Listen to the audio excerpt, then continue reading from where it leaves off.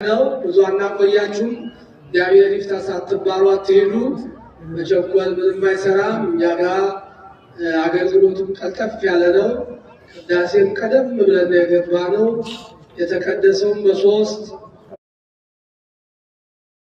ማያልቁ በኋላው ተቆጥረው ማያልቁ በግራና በቀኝ ተቆጥረው ማያልቁ እነዚህ ሁሉ ከበው በአንድነት ሆሳዕና ለወልደ ዳዊት የዳዊት ልጅ ለሆነው ለኢየሱስ ክርስቶስ አካላዊ ቃል ለመድኃኔ ዓለም ምስጋና መድኃኒት ተብሎ መመስገን ይገባዋል እያሉ ያመሰገኑት።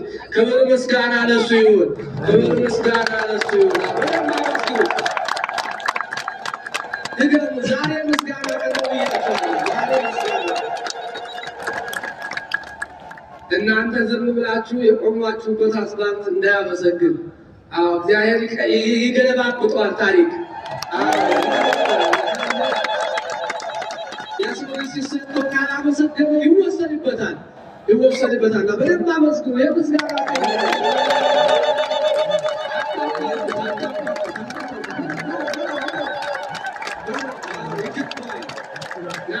የምስጋና ጌታ ይገባልና ነው። ይገባዋል። አመስግኑት በእውነቱ ይገባዋል። አሁን አይታችኋል። በዚህም ይዘምራሉ፣ በዚህም ይዘምራሉ፣ በዛም ይዘምራሉ፣ በዚህም ይዘምራሉ። ይሄ ነው የሆሳዕና በዓል።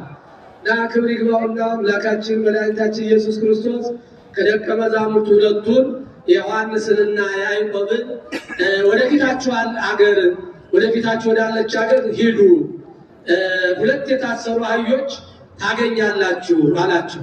ይህን ሲነግራቸው እሱ ደብረ ዘይት ላይ ሆኖ ነው ኤሊዮን ከሚባለው ዋሻ። ሁላችሁም እንደምታውቁ ጌታችን መድኃኒታችን ኢየሱስ ክርስቶስ ቀን ቀን በምኩራብ ያስተምራል፣ ማዶ ኢየሩሳሌም ተሻግሮ ማታ ማታ ደግሞ ወደ ማዶ መጥቶ ወደ ምስራቅ ደብረ ዘይት ከሚገኘው ኤሊዮን ከሚባለው ዋሻ በዛ ያድር ነበረ። አሁን እዛ አድሮ ሳለ ደቀ መዛሙርቱን ላካቸው። ከኢየሩሳሌም መሻገሪያ ከደብረ ዘይት ዝቅ ብሎ እንተገቦ ደብረ ዘይት ይላል። ጎን ማለት ነው። የደብረ ዘይት ጎን በሚባለው ቦታ ላይ ቤተፋጌ ይላል። የተመሳቀለ ጎዳና ማለት ነው።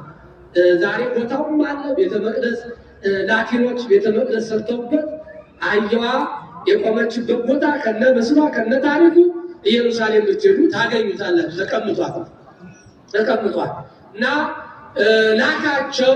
ሄዳችሁ አህዮቹን ስትፈቱ የአህዮቹ ባለቤት አህዮቹን ያሰሯቸው ለምን ትፈታላችሁ ይሏቸዋል።